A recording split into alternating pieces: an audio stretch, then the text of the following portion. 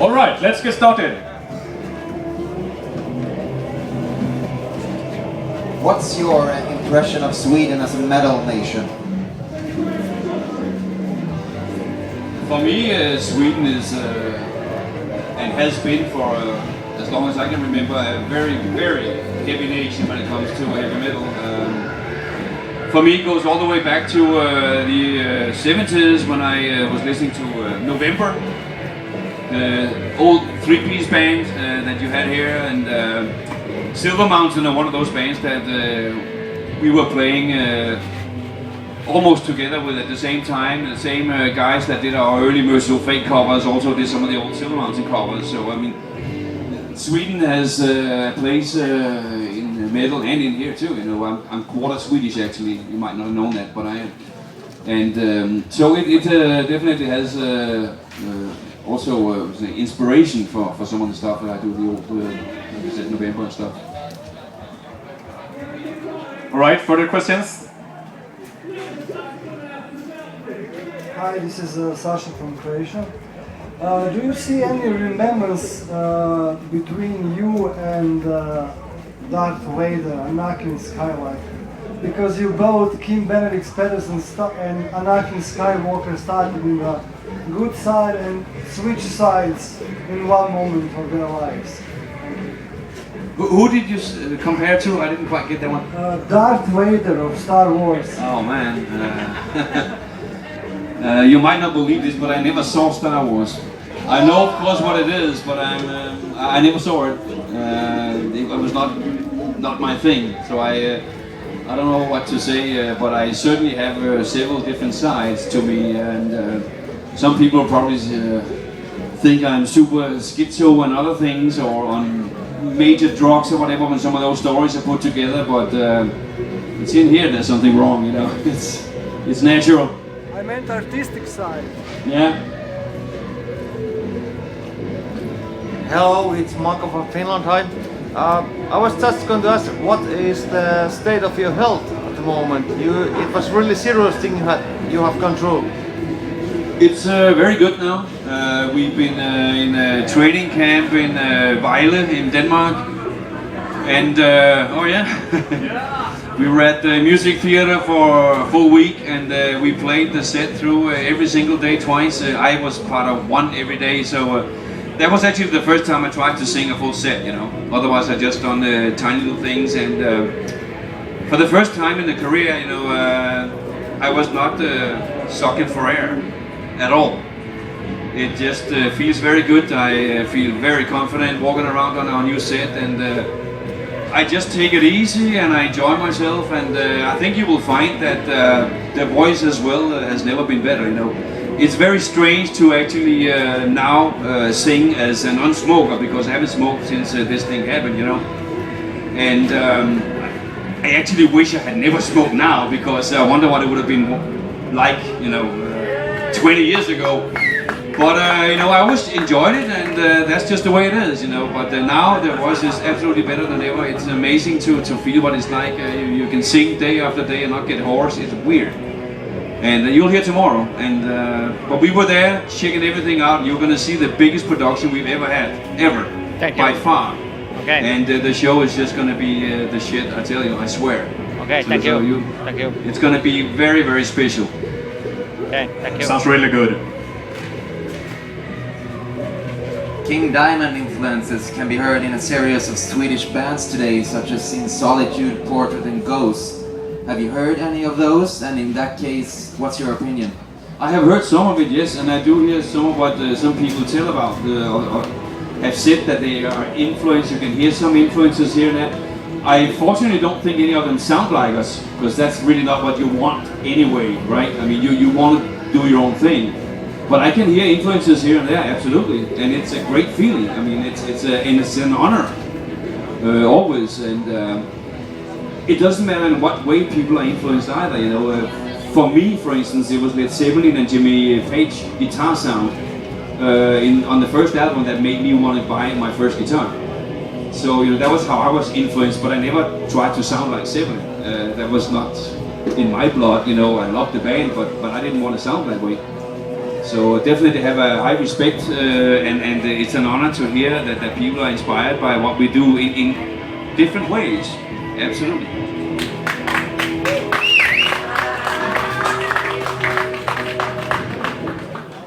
Do you have some new songs coming up? Maybe a record too?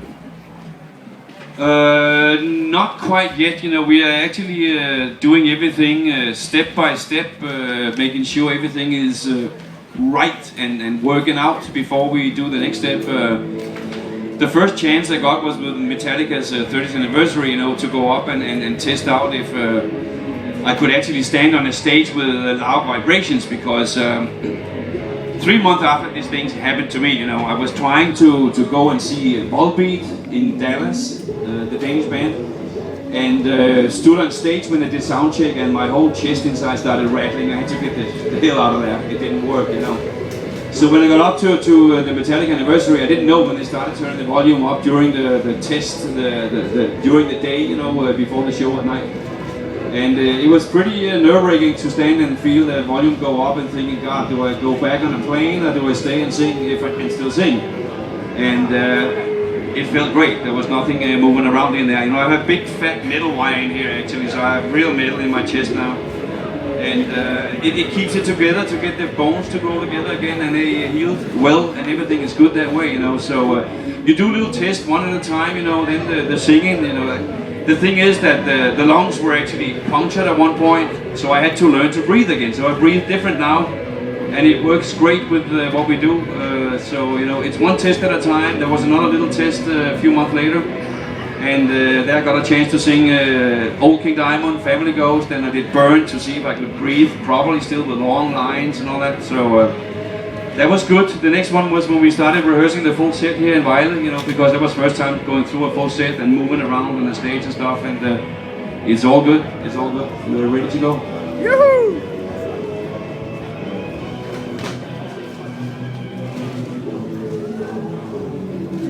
Question to LaRocque. How is for you? You've done a lot of great things, studio works, the last couple of years. How has it been for you finally having the man next to you, finally back on track? You know, I've been in the band, I mean, this summer, in a couple of weeks actually, is 27 years, right? Since we started playing together, so yeah, we started in 1985, so it's 27 years now, so you know, sometimes it's actually quite nice with a break, but I mean, 6 years is maybe a little too long, you know, so of course it feels just great to be back and doing what I really want to do, what I really like to do. Hi again, this is a question to Paul, but you know, I saw you playing with Pretty Mates. Yeah. It was okay, but it just... Didn't seem right or what? No, I think that you were moving too much according to that band. It just...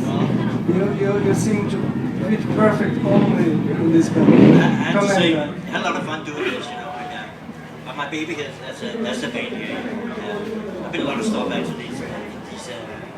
That break-in, 6 years. I don't know. But it's good to be back in.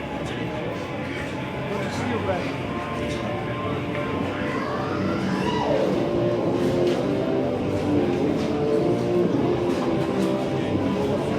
Snowy Shaw will play a special show this Halloween. Do you join him on stage, maybe? It's coming Halloween? Yeah. Oh, I didn't know that, so I can't tell you. I didn't know about it. Maybe we'll be out playing on Halloween. If these things go well, we don't know what's going to be next, you know. There's a lot of ways we can go. We have new booking agencies, and we'll see what happens. If these go well, then that's the opening for a whole lot more. The can is open.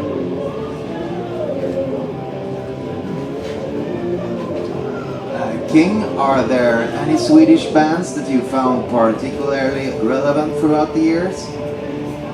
Like I said before November, I mean, it meant a lot to me when I saw them way back, you know. It was before, I just got my first turntable around that time in 1970 when they released I think the first one was from 1970.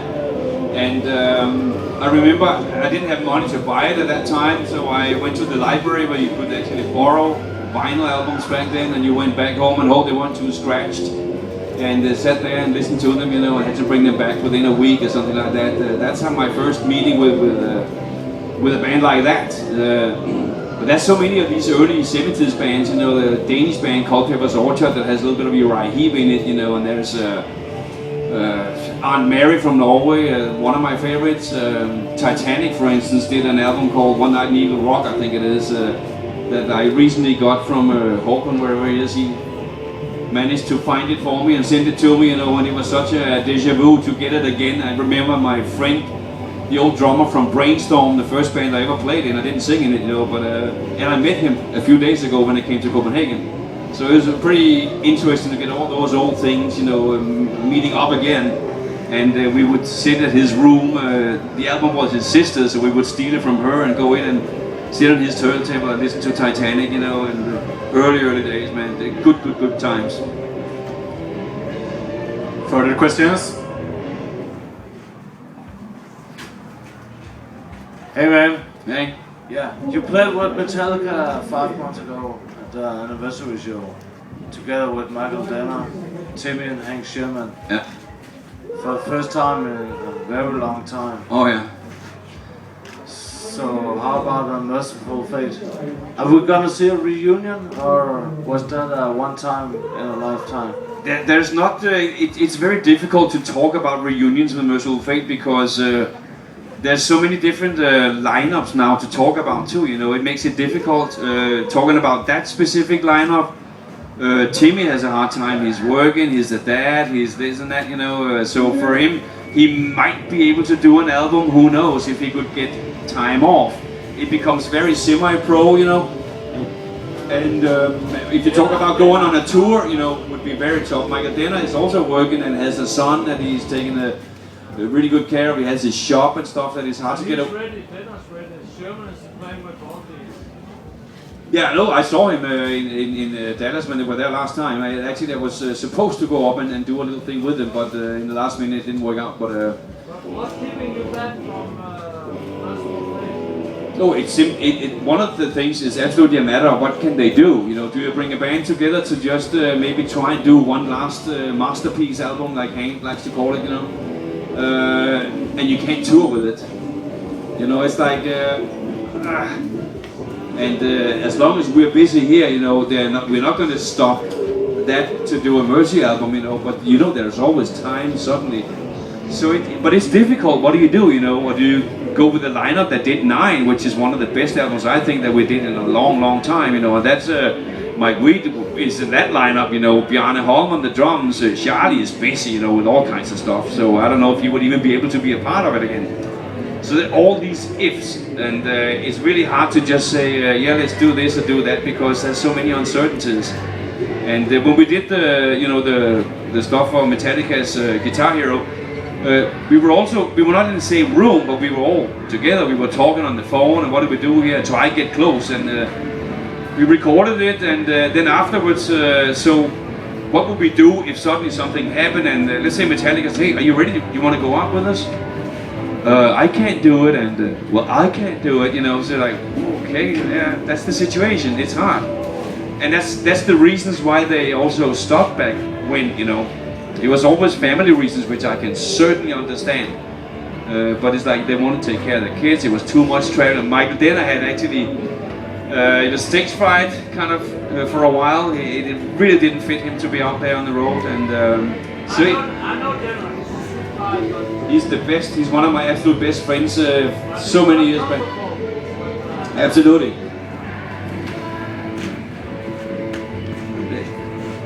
And let me say one thing to you, you'll be surprised tomorrow. I won't say anything else. Just remember what I said.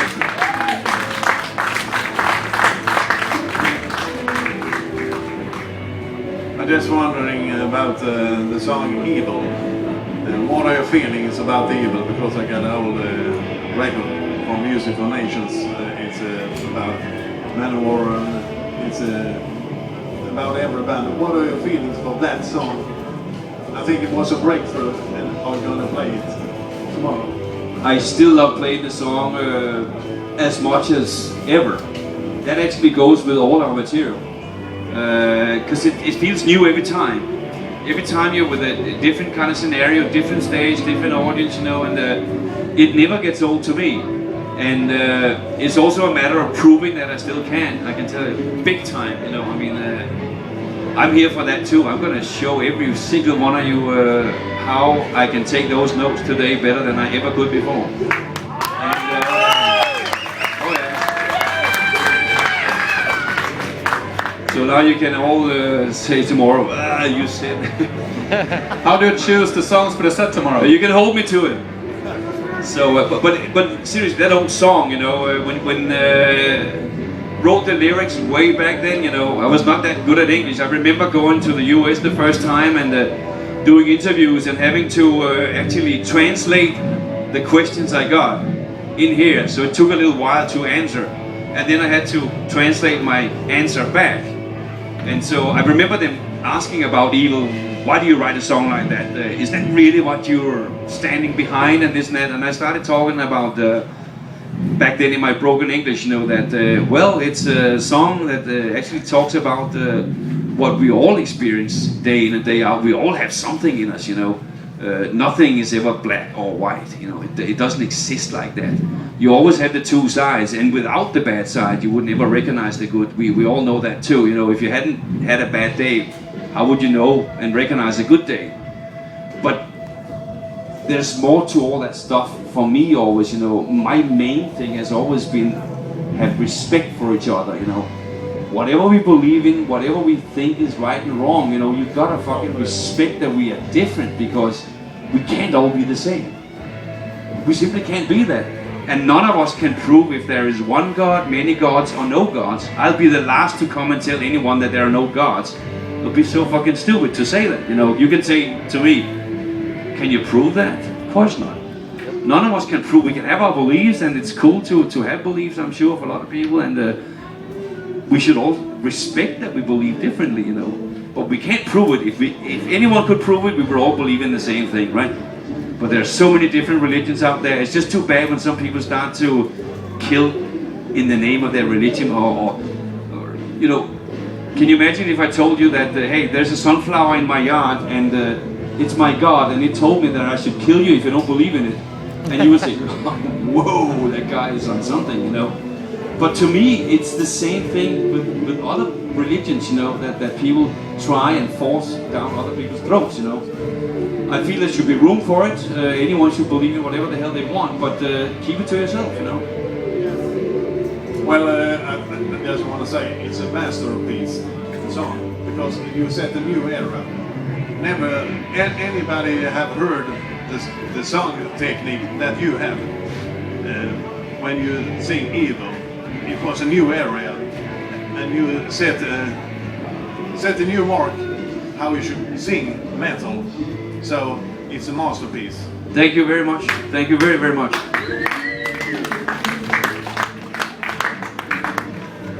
Me again. Some years ago you met a Hungarian artist who happens to be your wife now. Can you tell me how it started, the professional collaboration and the personal?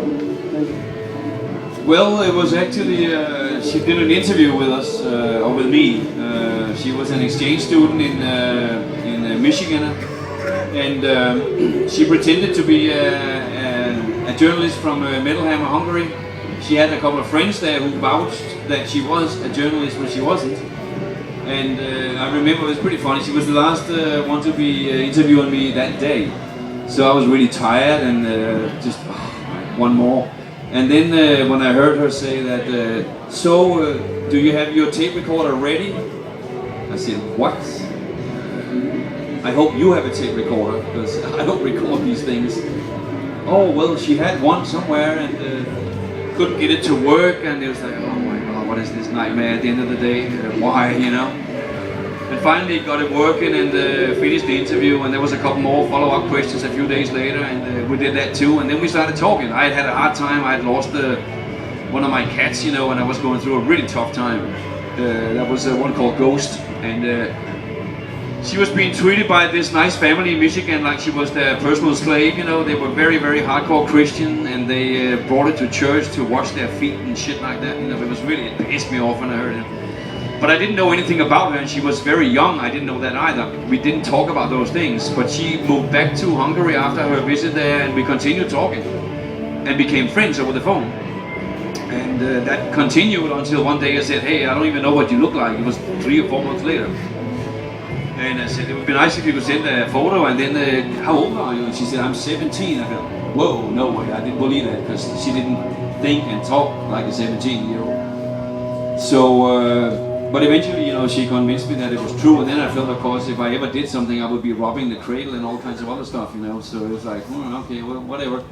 But in the end, you know, it was the mind set that brought us together. And we actually got together over the phone, and I flew to Hungary and proposed without ever having seen her face to face. It didn't matter if she had 1 leg or 2 legs or 3 legs. That was not the issue. It had nothing to do with that, you know. She would have had 5 years or something. It was the mental state of mind that we, how we connected, and now we're here 9 years later, you know, so, and it's better than ever. Pretty weird and a little unbelievable, but that's what happened. Okay, this is for Andy. On this, you have had a lot of off time from King Diamond, and recently you had a band with Tony Martin called Black. So what's the state of that project and overall for this year?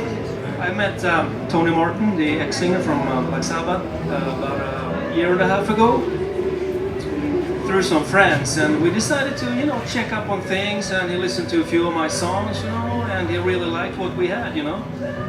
So we got a few demo things together, but unfortunately he had to do something else, you know, like time-wise and stuff, you know. So right now, at least, since we're back with King Diamond again, you know, it's just put on hold.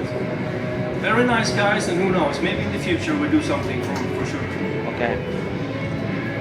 Okay, it's time to wrap it up, so here's the final question.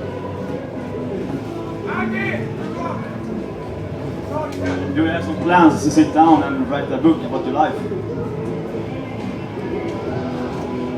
I don't have any plans, but I can tell you I have so many stories that you would both laugh and cry of, and many other things too. You know, I would love to put all those crazy stories into a book someday, but it's a matter of having the time as well. You know, yeah, it would be a lot of interesting stories. We've talked about many times to sit down with a tape recorder and many bottles of wines and a weekend, and then get it all on tape, and then someone can come and edit it, you know.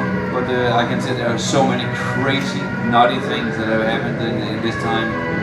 Not just in the music side of it, you know, but also the private side. Martin got a few of those stories that you will read soon in a SwedenRock magazine here, the next couple of issues, you know. The second one is just out now, so there's definitely a look into some of the other sides of King Diamond. Alright, buy the magazine and wait for the book. Thank you!